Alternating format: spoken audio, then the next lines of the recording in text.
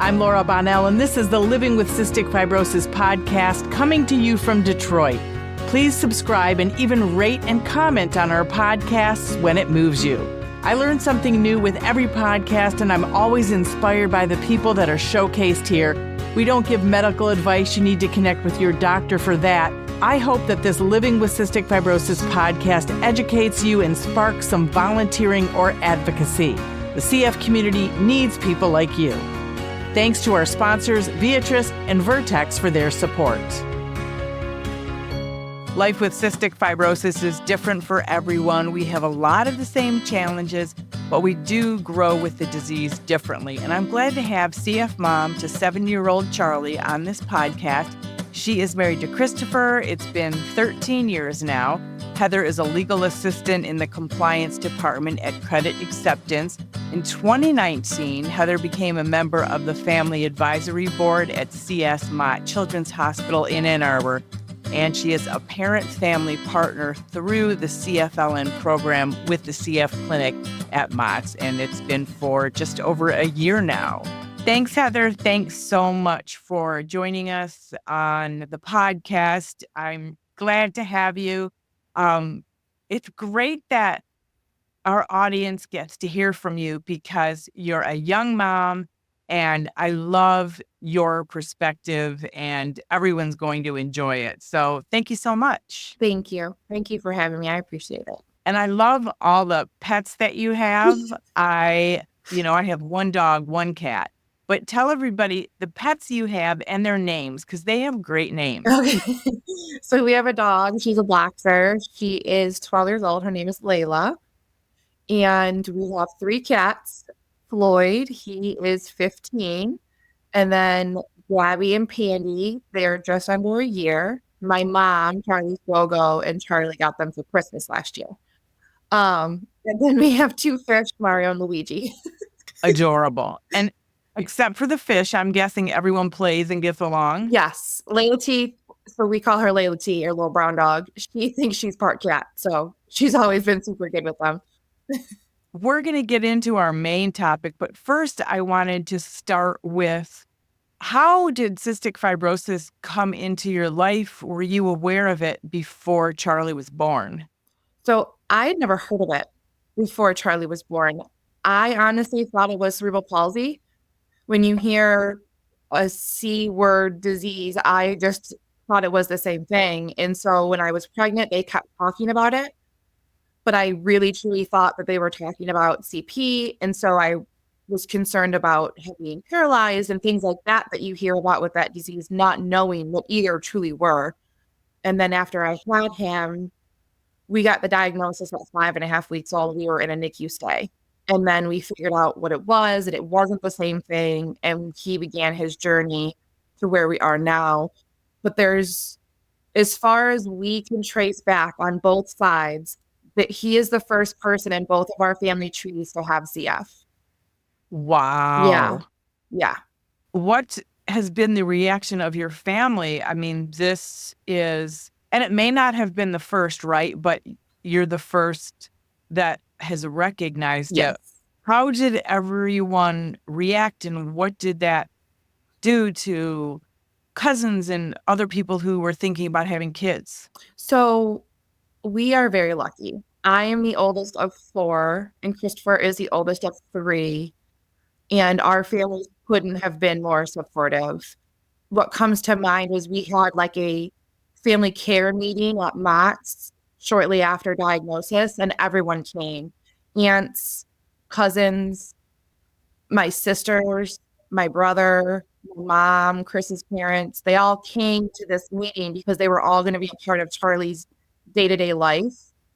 And no one really understood what the disease was. So we thought if we could sit together in a room with our doctors and our team and learn, it was the best outcome for all of us. And then they got to see him afterwards. We were still in the hospital, so that was a treat. But we're very lucky. I don't think that we would have survived the beginning without our family who stepped in and helped us out. We didn't do daycare. We had family members that watched them. And just the overall support from our family has been so important. And how were those early days when you were trying to understand the disease, work with everything that Charlie was going through in those early days? Oh, that was probably the darkest time for me. I had postpartum anxiety and didn't realize what I was navigating. Um, was struggling with feeling like I had to be perfect and I was failing because he wasn't thriving.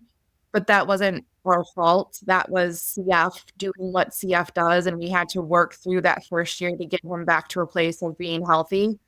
But I took it personal. I felt like I was letting him down. I was letting everybody else down. I took it probably harder and silently. And I didn't intend to, which then made it hard for others to want to help me because I wasn't able to communicate or say what I was going through or what I needed. It was it was a hard couple of years. And probably, I'm guessing, not the vision No, of what having a child was going to be. no, not at all. What was your vision? What were your thoughts initially while you were, before you knew any of this concern about CF? Charlie was a surprise. So when we found out we were pregnant, it was like accepting that we were having him and that I was having a baby. And I just anticipated the normal bring him home, you get to go do all the things, just newborn pictures, family pictures, um, normal life, normal day-to-day things. And when we did have him, it was a NICU stay that lasted 8 weeks. It was hiding because I was fearful of him getting anything from anyone, not getting to do newborn pictures, looking back and seeing he had tubes in his face constantly that first 2 months of his life. The perception of what you think having a baby looks like, and then the reality of having a kid that has a disease like CF. They don't marry, and they're hard to give up the perception or the hopes to accept the reality. So I think that was another thing too, was navigating what felt like a loss. Was it that you weren't thinking you would have kids at all in the beginning? Yeah, my husband didn't want them, and I didn't think that I could. I have stuff that goes on that I didn't think I could get pregnant naturally. I was going to have to do some sort of fertility treatment, and he shocked us both. And how wonderful, Yes. as I know, Yes.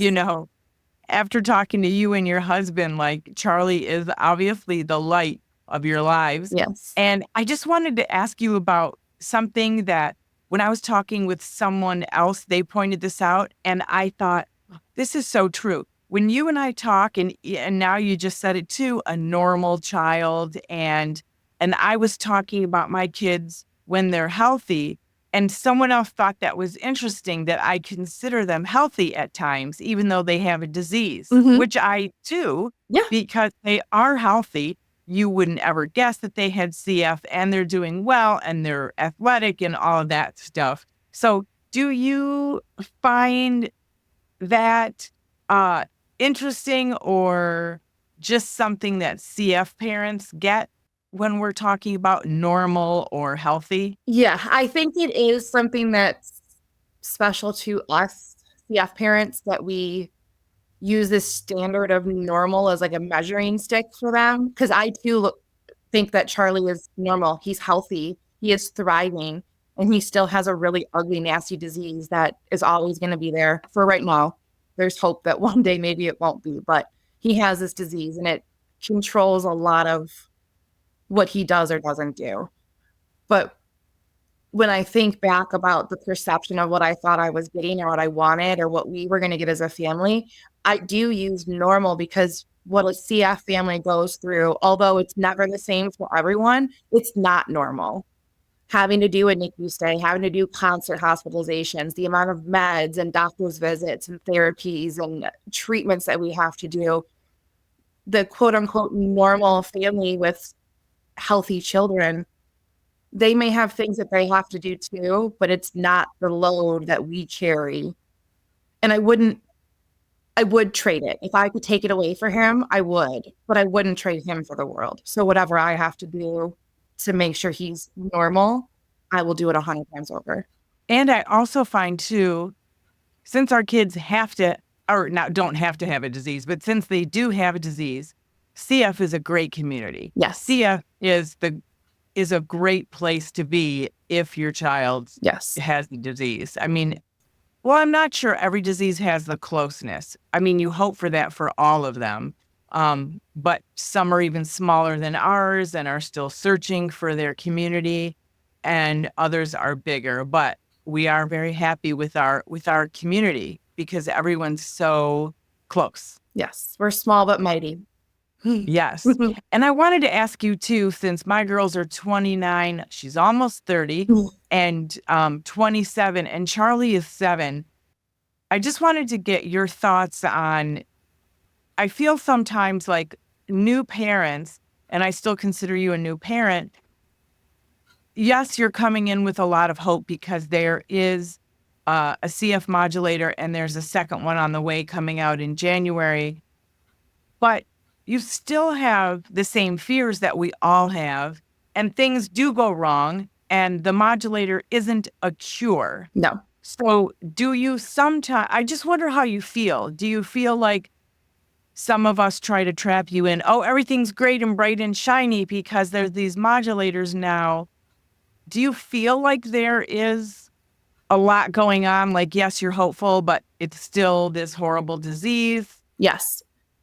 I like to share the hope and positivity with people because I feel like that is easier to accept and digest. And sometimes when you're telling somebody new about your kid or the disease or things that you're going through, sprinkling a little bit of hope in is just easier for another person to be like, okay, I can understand that. I can relate. But you don't want them to feel like, oh my, you know. But in reality, for us, we know he has CF. We know the modulator isn't the cure. We know that the modulator could be borrowed time. What if he eventually started to not be able to tolerate it? What if things started to happen and we had to take it away from him? He still has CF. We would still have to fight that fight and that battle with him for him. And it may get harder. It may get harder before it gets better again. And if that's the battle we have to fight or the hill we have to climb, and that's just what we do. But it is reassuring to know, going back to community, that there are people working so hard to give other options. So if one modulator didn't work, maybe the other would, or the other medicines come down later when he gets older. The hope for a better life, a longer life, a quality life helps us navigate this, I think, in the back of our mind. And I think too, you know, since my daughters were diagnosed, I always thought, I can't think about there being a cure in their lifetime because that's like a false sense of security that makes me crazy. So I just assume there won't be a cure in their lifetime. And I love all the scientists that have our back, but you talk to them and the numbers of where they think it is differ. And I don't think that there will be a cure in my lifetime while I'm around to see it. Yeah. You know, but gosh, I hope it's not too far. But it is exciting where all the science is going, right? Yes, it's very exciting. But I agree with you. I can't let that cloud my drive as a mom, my ability to care for him, advocate for him until he can do it for himself. I can't think, oh, well, there'll be a cure. They're working on it. It'll be okay. This will go away. So we can lax here. We can not do this. We have to do the very best we can for them on now, because now matters. Later in the future is important, but it doesn't help him now. I agree. And I wanted to ask you about, you know, this is what I really wanted to talk to you about, was finding your voice. And I know you spoke on a panel at the North American Cystic Fibrosis Conference recently. And I loved what you were talking about, finding your voice. And kind of, I guess, tell us when you started to feel like you had a voice and how you were going to use it. It's recent for me. I'd say in the last year to 2 years, I realized that what I have to say is valuable. We all go through experiences as parents, and then as CF parents, we all have our own experiences too. Then there's always a common denominator, our kids, right? Like they're the most important thing. So talking to other moms, talking to you, being on the family advisory board with Motts and doing other things, I realized what I had to offer. It's perspective, it's our journey, it's Charlie's journey, it's mine as a mom, as a first time mom, and only knowing CF. I felt like I had to share because if I can share and it can help somebody in the clinical setting or in the hospital setting or another mom or another dad or a sister, whoever, then I've done my part in this community. I've shared my journey, my heartache, my triumph, my success, and it's going to help somebody else. So I feel stronger for it. I feel like I'm better for Charlie if I have an outlet for what could be considered negative energy and I've put it into something positive where I feel like I'm making a difference. And that's been important. And there's so much coming at us too. And I think another thing, and I know you don't mind me keep saying that you're a young mom, but you have so much to offer. And I say that to, all the new moms, young moms that come into CF, because one CF mom I can think of who has one child with CF and one without, there are different dynamics that are actually still relatable to my two girls that both have CF, because one was sicker, one was healthier, and there's that feeling of guilt between them. And then you have, an only child with CF. Like everyone has perspective, but when we're in the middle of it, I think sometimes we don't realize all the wealth of information that we have, right? Yes. Yeah. I didn't realize the value I could bring to somebody else. And realizing that I do bring value, I do have something to say, something to share that is important. And even though it's only a short journey so far, it is still our journey. And it's not been easy. He's amazing. He's special. And how we've gotten to where we are now versus where we started, I feel like if we share it, maybe I can help another mom because I didn't know where to go in the beginning to get the support that would have been so crucial for me accepting all of this because CF was a big diagnosis to process, accept, and work through in the beginning.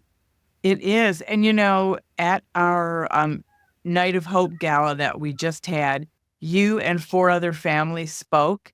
And just about every person, still people are telling me that that was the most impactful night of hearing from all of you and being educated in different ways. And these are, friends of mine forever. And every different group of people that were there, they loved it because they got perspective from everyone. And I thought it was great. And I mean, didn't you feel like you learned something different listening to each family Yes. as well? Yes. Understanding that other families have their own struggles too, but I think it's all relatable because we all have the same underlying thing that's the same as that our child has this disease that is unfair and unforgiving and relentless. And there's a sense of strength and grit and determination that we see in our kids, regardless of how old they are. And so what we would do for our kids, I think it speaks volumes. And that was what I took away from listening to the other parents is that some start foundations, some start charities, some find their voice, some just help their kid navigate really hard situations and share it so other parents could do the same. But at the end, we would do anything for them. And that part is just, it touches me. It's special. I agree. And does Christopher talk to you about it too? Do you find that he has found his voice, or is it different? Because, I mean, I have found it's been different between husbands and wives, as far as finding your voice. But what have you found? Or did you have to help him, or how did it go? We are very different, which is why we work, I think. He is stoic and quiet and It's a little bit black and white for him. He's sick, we go in, we fix it. It's this, we do that. It's A and B. I live in the emotional gray space. So for me, finding an outlet for really, like I said, negative energy or just really anxiety driven energy has been really helpful. And then that helps me in my marriage. It helps me be a better mom. But for him, he just supports me. Like he came to the night of hope and he stood up there with me to be my anchor when I needed it. Cause sometimes that's hard to go up there and share that vulnerable information.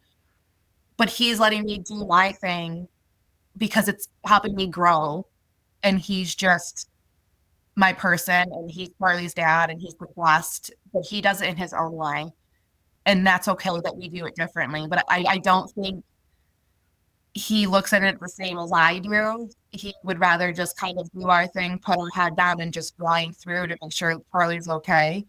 And then when I pull him in to come do stuff with me, he's more than happy to go be dad for the night and knows what we got to do.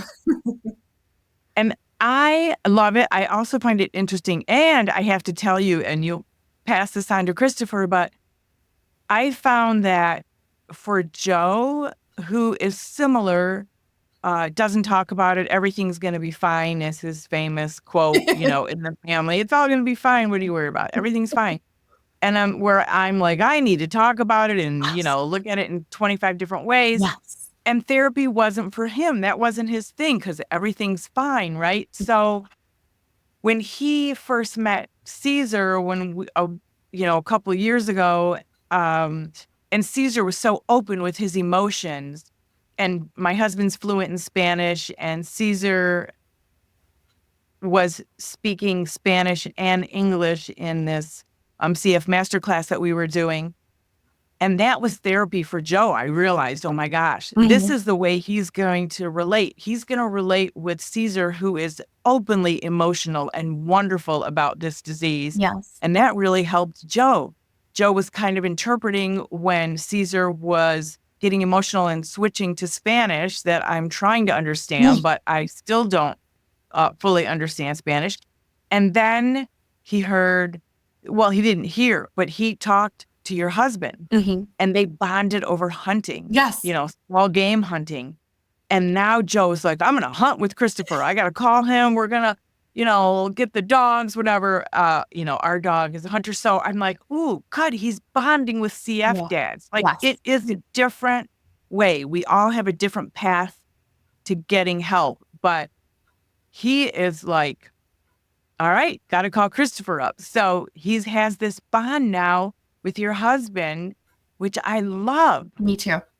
Chris is never going to go and sit in a therapist's office. I mean, he's not tone deaf to the situation. He does have emotions. He does talk to me about them, but he's just, him and I differ, and that's okay. But seeing other dads, meeting other moms, just seeing different perspective has also helped him. And it's helped him navigate working with me because I am so overly emotional. Not that it's a bad thing, but my emotions tend to lead the conversation over rationality.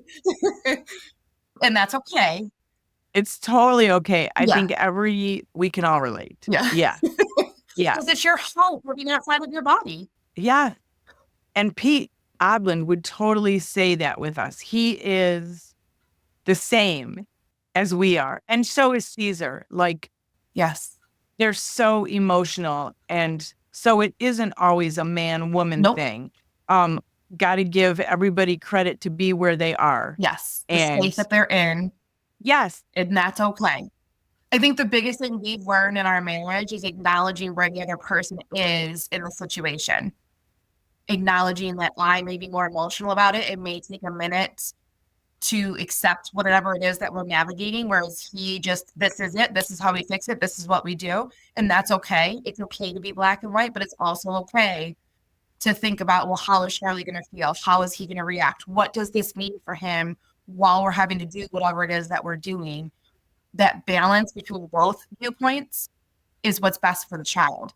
So we've learned how to acknowledge the other's way and process to work through it together. When I don't think it's a man or woman thing. I think it's those that just are more emotional and those that are more rational. They usually work better together, but even two of the same are okay. It's just I agree. acknowledging where that person is in their process. I agree. And what other things have you done since you have found and are still finding your voice? Do you find you're giving more people advice, or does finding your voice make you a better listener?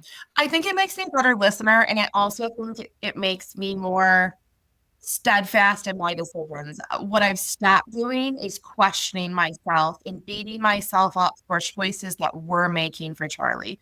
I would agonize over what the right choice was when it came to cold and flu season. What's the right choice in navigating family functions and outings and birthday parties? The internal struggle I would make myself go through was miserable and unfair.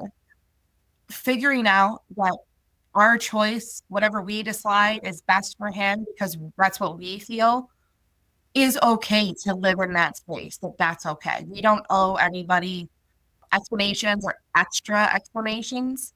We typically will say, we're going to do this because of this, but it's okay to just say, no, thank you. We're going to pass this time and feel confident that for his well being, that's okay. So I think aside from channeling anxiety and energy, I am more confident. I feel strength in our decisions, in my decisions, in my capabilities as a mom. And I really struggled in the beginning. I didn't think I was good enough. I didn't think I was doing a good job. And I know I am. What advice do you give to other moms, either about finding their voice or just being confident in what they're doing? For me, it took time. It took talking to other moms, talking to other dads, and just giving myself the space and the grace to work through what really boils down to just trauma.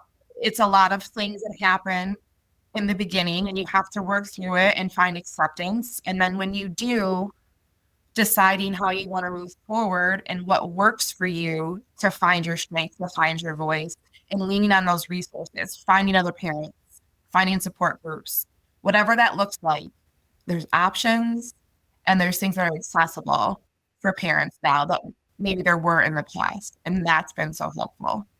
It brings to mind two situations I had. One was I thought, well, maybe I should have thought of this beforehand, but I didn't realize it was going to be a situation the day of Molly's sinus surgery that they were like, it's a teaching hospital. So at the last minute, they're like, the doctor that you expected to do the surgery isn't doing it.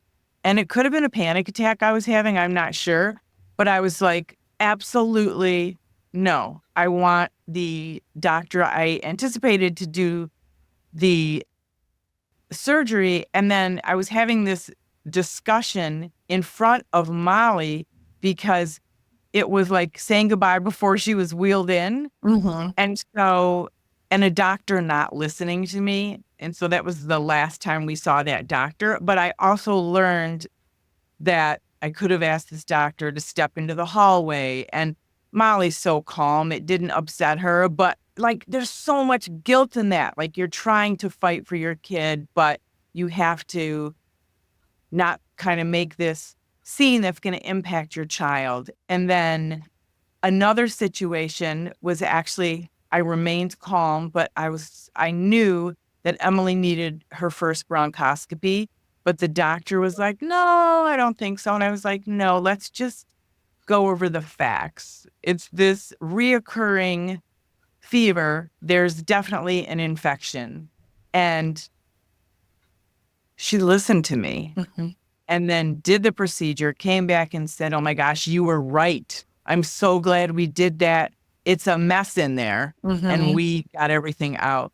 So, yes, it's so, because we know so much, or we're just thinking differently than the doctors, right? Yes, I 100% agree with you. I am a little bit different. I live in a land of denial sometimes because I don't want to put him through what I know it is that we're going to have to put him through. Last year comes to mind, kindergarten. The germs are no joke, and we learned that firsthand. We did 4 rounds of antibiotic at home, and then he ended up with double pneumonia and a 2-week admission over his 6th birthday. It was the right Wow. choice to go in. I really pushed to give him a chance to try and work it out at home. I really thought that I could pull him through it because I didn't want to put him through it. Hindsight, I should have said enough sooner. But he got so sick and he was so physically ill from it. I have guilt over that. Even though I was trying to protect him and school is important and navigating like what's the right time, I now know going into first grade this year, we're already on our first round of antibiotics. He had a fever. It was like, okay, this isn't typical. I called it sooner. We'll maybe try one more round if it doesn't go away, and then we'll make the decision to likely just bite the bullet and go in because I don't want to put him back in a situation that I didn't intend to put him in last year, but I ended up doing because I was reluctant to put him through what he had to go through, which again is just the nature of what CF is. And it's where we have to just be strong for him. And it is what it is. And it's hard to guess because I have to tell you, then they turn 18. And then you're like sometimes they're like, "Oh, you should go in now. You should go get a pick line." But you have to allow them to do all the delays they want because it's I live their life. body. And yeah, there's so much guilt, but then we have to kind of learn to say we're doing our best and helping train our kids to do their best because then they have their own guilt. And yeah, it can get crazy. But in the talk that you did and in conversation, what are some of your biggest takeaways that you leave parents with about finding their voice? It's okay to say out loud, I don't understand this. It's okay to say out loud, I don't like this. Is there a different way we can try and do this? It's not being difficult. I used to think that that would make me difficult and hard to work with. And I don't ever want to be a roadblock in Charlie's care. I want to be the best advocate for him I can be. But by holding it all in, I didn't use my voice. I didn't help myself. I wasn't helping him. I didn't understand. So my biggest takeaway is saying it out loud, even though the doctor or the nurse or whoever it is that you're talking to is spelling it out very clearly. Sometimes that information is hard to receive. And so asking questions, expressing your feelings will help you find your voice in it. It will help you make a better decision for your child when you're navigating these big changes or big events in their life. That's beautifully said. Great advice.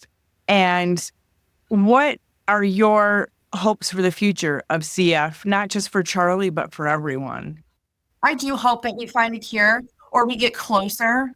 I know that from going to conference the last couple of years and understanding what goes into the cure, I understand it's not easy. It's CF is the whole body. So trying to figure out how to make all of that come together. That's why it hasn't happened yet. They're trying. But I hope that there are more modulators. I hope that they find a way to help the people that live in the 10% who don't qualify. I hope they find a way to help the people who can't tolerate them to find some sort of help or relief because it's been a game changer for us. And it makes me sad that there's children, teenagers, 20 somethings, adults living out there still struggling. And that just doesn't seem like in this day and age with what we know and what we've done so far that that should be the case. So I want hope. I want help for them. I agree. And those scientists that we know that we have met that are working so hard and they take it so personally. Yes. Like I know we're always thinking about them as well. They are just rock stars. Their brains work in a way Yes. I can barely add. So, they're amazing. Yes. What has CF taught you? Like, I'm always interested to find out what people think they learned from CF. I'm stronger than I give myself credit for. I've learned that there are things bigger than me or my kid or our family out there that could be worse. And although this disease is relentless, we are okay. We are doing okay. He is doing okay. We can tackle this. We can conquer this. And he's the strongest person I've ever met. And he's 7. Mm-hmm. So Yeah, they have such strength, mental and physical, to handle everything they're dealing with. I've never seen it. It's wild. Well, is there anything that you wanted to say that I didn't ask you? I think sharing about conference and just you talk about the scientists, what I always take away from that is our community is small. And yes, it is small, but seeing 3, 4, 5,000 people in a room, most of which do not have a kid. They don't have a dog. They don't have any ties to it other than they've devoted their life and career to making people who live with this disease life better is special. It is inspiring. It is something that as a mom, I could never say thank you enough. It's my favorite part. That is so true. And it's funny because I was talking to one of the scientists who's responsible for the modulators, and I did ask him, I'm like, we're always talking about our families. Tell us about your family. Yeah. Like, tell us about your son. And it's good to hear from them, because I always think, do you have a life? Like, you're always working. Yeah. You're always thinking about CF or the next drug that you're going to make. So yeah, beautifully said, Heather. Beautifully said about not having a CF connection, but being in the fight 1,000,000%. Yeah. So thank you so much for being on this podcast and giving us great wisdom Thank you. about finding your voice. So thank you. Thank you. The original music in this podcast is performed by Kevin Allen. It's not complicated. Who happens to have cystic fibrosis. We all got our worries and fears. I know it's got you frustrated, but loving you is so alright. This has been the Living with Cystic Fibrosis podcast. For more information and to learn more about the Bonnell Foundation, visit our website at thebonnellfoundation.org. That's the BONNELL Foundation.org. This podcast was sponsored by Vertex Pharmaceutical, The Science of Possibility, and Viatris. It was produced by Jag and Detroit Podcasts. Follow our show in Apple Podcasts, Spotify, or wherever you're listening right now.